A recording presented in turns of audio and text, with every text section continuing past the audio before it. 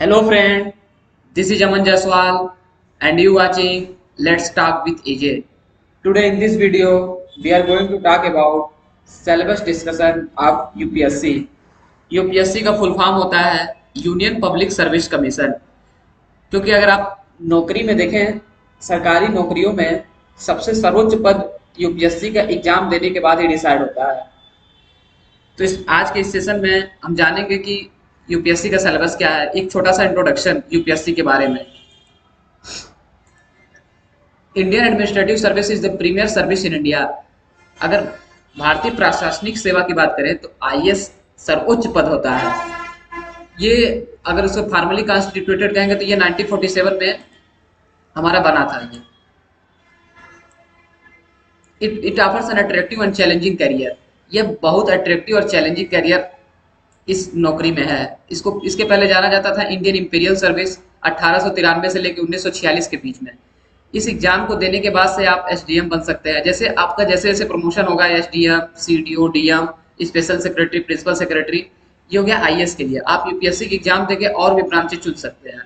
जैसे अगर एक नॉर्मली वे में बात करें तो 800 सीट होती है यूपीएससी में, तो उसमें से लगभग 100 से 150 सीट आईएएस के लिए होती है। फिर उसके बाद आईपीएस के लिए होती है, फिर आईएफएस की होती है, फिर आईआरएस की होती है, फिर पोस्टल डिपार्टमेंट की होती है। मतलब 20 अदर ब्रांचेज, मतलब जो भी ब्रांच होगा उसमें जो आप सर्वोच्च पद होगा उससे आप विराजमान होंगे। अब इसका सिलेबस के बारे में बात करते हैं। जब आप फॉर्म भरते हैं, फॉर्म भरने के बाद से आपको पहले स्टेज पे प्री एग्जामिनेशन देना होता है। प्री एग्जामिनेशन में हमारा पहला पेपर आता है जनरल स्टडीज। ये 200 मार्क्स का होता है। कट ऑफ इसी से डिसाइड होती है। यूँ कहें तो 55 से 60% नंबर लाने के बाद से हमारा सिलेक्शन हो जाता है। और जो सेकेंड पेपर होता है वो सीसैट का होता है। ये क्वालिफाइंग नेचर का होता है। अगर दोनों के मार्क्स की बात करें तो ये 400 मार्क्स की होती है। स्टेज 2 में हमारा आता है mains examination. Mains examination total descriptive, मतलब आंसर राइटिंग इसमें लिखना होता है। इसमें 9 पेपर होते हैं और 3 घंटे का सब होता है। ये टोटल 1750 मार्क्स की होती है, 1750 मार्क्स की होती है। अब तीसरे पे हमारा जब इसको इसको इसको क्वालिफाई कर जाते हैं तब हम इंटरव्यू में पहुंचते हैं। इंटरव्यू में हमारा पर्सनालिटी देखा जाता है कि हम पर्सनालिटी हमारा जो सुटेबल है कि नहीं सिविल सर्विस में। ये 275 मार्क्स की होती है। अब देखिए ये जब प्री का सिलेबस देखिए, जनरल स्टडीज में इसमें आपको करंट देखना रहता है, history of India and Indian national movement देखना रहता है, ज्योग्राफी देखना है, पॉलिटी देखना है, सोशल डेवलपमेंट, इकोनॉमिक्स देखना है, इन्वायरमेंटल, जनरल साइंस। ये हमारा जीएस पेपर प्री का है। जीएस पेपर फर्स्ट का सिलेबस हो गया।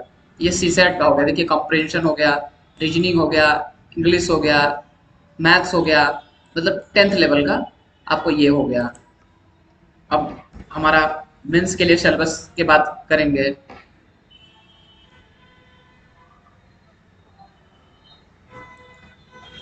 देखिए paper A compulsory Indian language, मतलब कोई भी आपको इंडियन लैंग्वेज में एक सब्जेक्ट चुनना है। जैसे नॉर्मल में स्टूडेंट्स हिंदी चुन लेते हैं, इंग्लिश चुन लेते हैं, तो कोई भी इंडियन लैंग्वेज है उसको आपको चुनना है।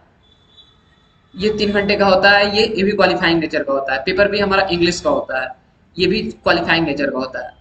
पेपर फर्स्ट, अब क्वालिफाइंग, अब हमारी कट ऑफ इसी से डिसाइड होगी। उसको क्वालिफाई करने के बाद से उससे हमारा मार्क्स कोई लेना देना नहीं है। ये क्वालिफाइड नेचर का, अब हमारा कट ऑफ इसी से डिसाइड होगी। पेपर फर्स्ट एस से ये 250 मार्क्स की होती है। जीएस पेपर 1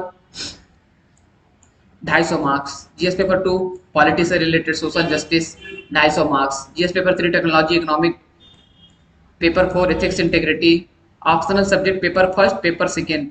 इसमें बहुत लोग कंफ्यूज रहते हैं, डोंट बी कंफ्यूज। जैसे आपने मैथमेटिक्स ले लिया ऑप्शनल में, तो मैथमेटिक्स के 2 पेपर, जैसे आप ग्रेजुएशन करते होंगे तो आप एग्जाम देते होंगे, किसी पेपर का 3 होता है, 4 पेपर होता है। उसी तरह ये ऑप्शनल का मैथमेटिक्स हो गया तो इसका 2 पेपर होगा। हिस्ट्री ले लेंगे तो हिस्ट्री का 2 पेपर होगा।